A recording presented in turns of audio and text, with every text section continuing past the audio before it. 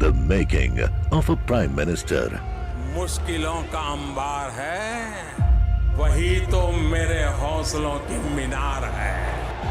हिंदुस्तान में दो प्रधान दो निशान नहीं चलेंगे। अगर इतनी ताकत ये पाकिस्तान के खिलाफ लगा दे तो आतंकवाद आसान हो गया। हम चुनौतियों से टकरा रहे हैं। सर्जिकल स्ट्राइक और एयर स्ट्राइक करके नए भारत के सामर्थ्य का संदेश भी दे दिया है। तुम उठो, तिरंगा लहरा दो।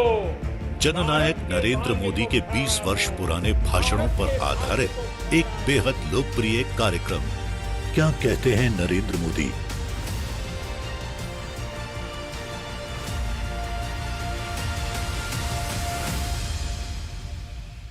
नमस्कार, मैं हूं आपके साथ आयुषी शेखावत। हमारे खास प्रोग्राम क्या कहते हैं नरेंद्र मोदी में आज आपको सुनवाएंगे पीएम मोदी का वो ऐतिहासिक भाषण जो उन्होंने 26 नवंबर 2021 को संसद भवन में दिया। अपने भाषण में प्रधानमंत्री ने कहा कि जनता के आशीर्वाद से किसी परिवार से एक से अधिक लोग राजनीति में जाएं, इससे पार्टी परिवारवादी नहीं बनती। लेकिन जो पार्टी पीढ़ी दर पीढ़ी एक ही परिवार चलाता रहे और पार्टी की सारी व्यवस्था भी एक ही परिवार के पास रहे तो ये लोकतंत्र के लिए संकट का कारण हो सकता है। आदरणीय महानुभाव, कभी हम सोचें कि आज अगर हमें संविधान निर्माण करने की नौबत होती तो क्या होता। आजादी के आंदोलन की छाया, देशभक्ति का ज्वार, भारत विभाजन की विभीषिका, इन सब के बावजूद भी देश हित सुप्रीम हरेक के हृदय में यही एक मंत्र था। विविधताओं से भरा हुआ देश, अनेक भाषाएं, अनेक बोलियां, अनेक पंथ, अनेक राजे रजवाड़े, इन सब के बावजूद भी संविधान के माध्यम से पूरे देश को एक बंधन में बांध करके आगे बढ़ाने की योजना बनाना, आज के संदर्भ में देखें तो पता नहीं संविधान का एक पेज भी हम पूरा कर पाते, क्योंकि नेशन फर्स्ट कालक्रम से राजनीति ने उस पर इतना प्रभाव पैदा कर दिया है कि देश हित भी कभी कभी पीछे छूट जाता है।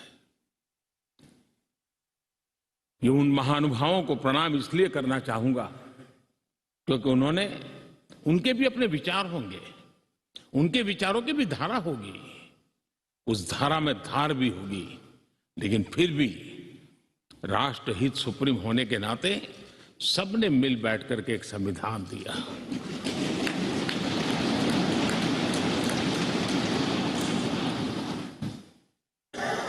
साथियों, हमारा संविधान ये सिर्फ अनेक धाराओं का संग्रह नहीं है। हमारा संविधान सहस्त्रों वर्ष की भारत की महान परंपरा, अखंड धारा,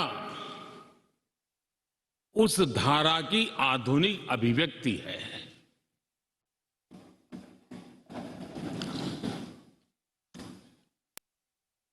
और इसलिए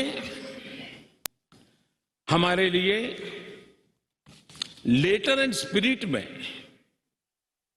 संविधान के प्रति समर्पण, और जब हम इस संवैधानिक व्यवस्था से जनप्रतिनिधि के रूप में ग्राम पंचायत से लेकर के संसद तक जो भी दायित्व निभाते हैं, हमें संविधान के लेटर एंड स्पिरिट को समर्पित भाव से ही हमें अपने आप को हमेशा सज्ज रखना होगा। और जब ये करते हैं तो संविधान की भावनाओं को कहां चोट पहुंच रही है उसको भी हम नजरअंदाज नहीं कर सकते हैं। और इसलिए इस संविधान दिवस को हमें इसलिए भी मनाना चाहिए कि हम जो कुछ भी कर रहे हैं वो संविधान के प्रकाश में सही है कि गलत है, हमारा रास्ता सही है कि गलत है। हर वर्ष संविधान दिवस बना करके हमने अपने आप को मूल्यांकन करना चाहिए। अच्छा होता देश आजाद होने के बाद 26 जनवरी प्रजासत्ताक पर्व की शुरुआत होने के बाद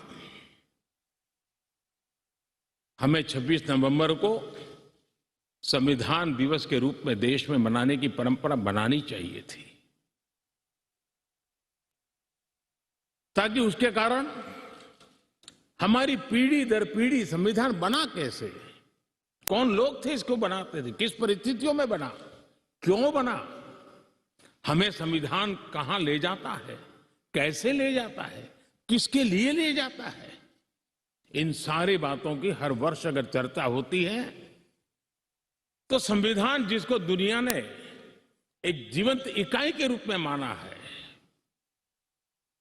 एक सामाजिक दस्तावेज के रूप में माना है, विविधता भरे देश के लिए ये एक बहुत बड़ी ताकत के रूप में पीढ़ी दर पीढ़ी अवसर के रूप में काम आता। लेकिन कुछ लोग इसे चूक गए। लेकिन जब बाबा साहब आंबेडकर के 125वीं जयंती थी, हम सबको लगा कि इससे बड़ा पवित्र अवसर क्या हो सकता है कि बाबा साहब आंबेडकर ने इस देश को जो बहुत बड़ा नजराना दिया है उसको हम हमेशा हमेशा के लिए स्मृति ग्रंथ के रूप में याद करते रहें। और इसी में से, और मुझे याद है जब सदन में इस विषय पर मैं बोल रहा था 2015 में बाबा साहब आंबेडकर की 150वीं जयंती के निमित्त इस काम की घोषणा करते समय, तब भी विरोध आज नहीं हो रहा है, उस दिन भी हुआ था कि 26 नवंबर कहां से ले आए, क्यों कर रहे हो, क्या जरूरत थी। बाबा साहब आंबेडकर का नाम हो और आपके मन में ये भाव उठे, ये देश अब सुनने के लिए तैयार नहीं है।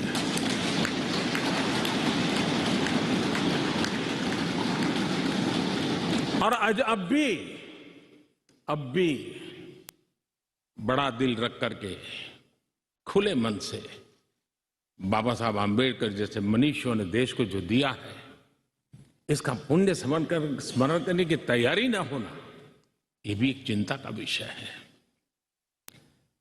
साथियों,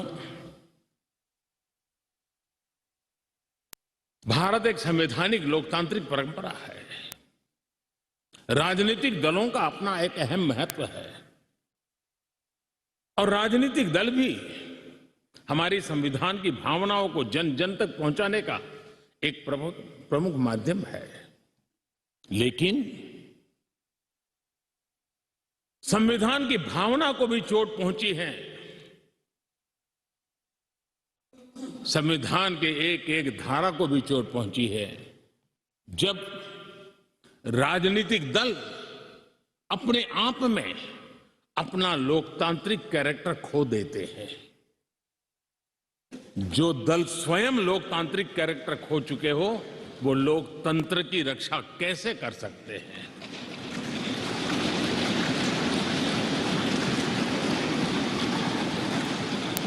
आज देश में कश्मीर से कन्याकुमारी,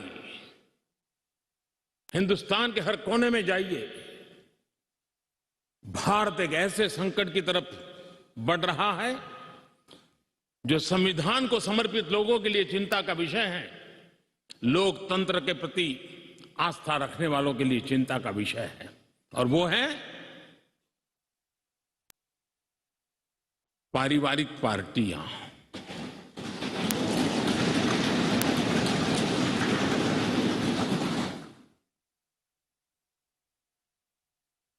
राजनीतिक दल, party for the family, party by the family,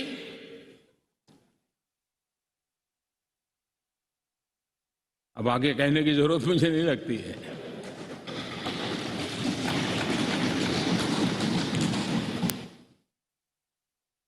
Kashmir से कन्याकुमारी हरी राजनीतिक दलों की तरफ देखिए, ये लोकतंत्र की भावना के खिलाफ है।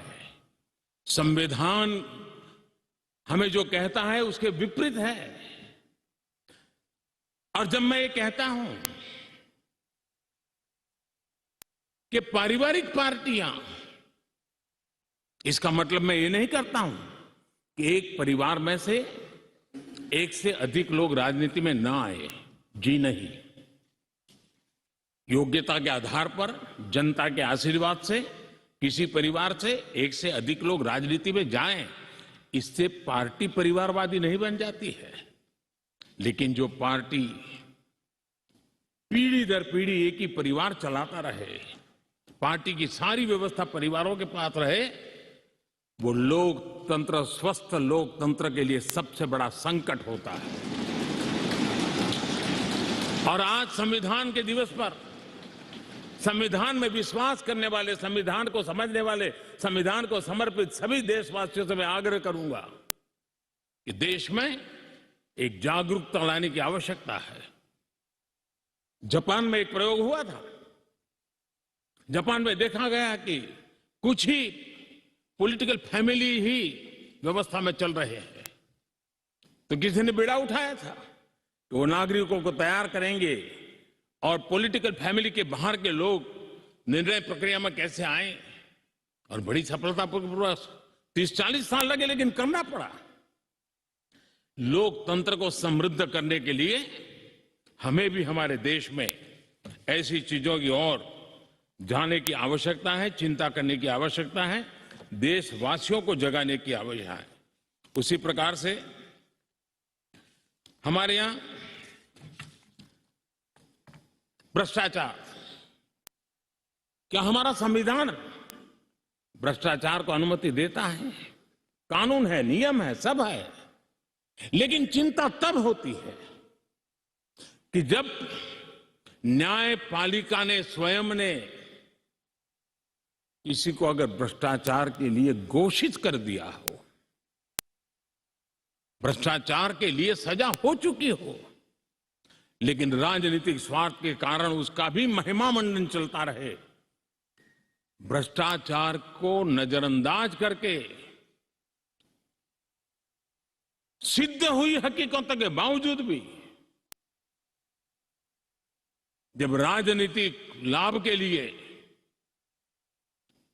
सारी मर्यादाओं को तोड़कर, लोक लाज को तोड़ करके उनके साथ बैठना उठना शुरू हो जाता है, तो देश के नौजवान के मन में लगता है कि अगर इस प्रकार से राजनीति के क्षेत्र में नेतृत्व करने वाले लोग भ्रष्टाचार में डूबे हुए लोगों की प्राण प्रतिष्ठा कर रहे हैं, मतलब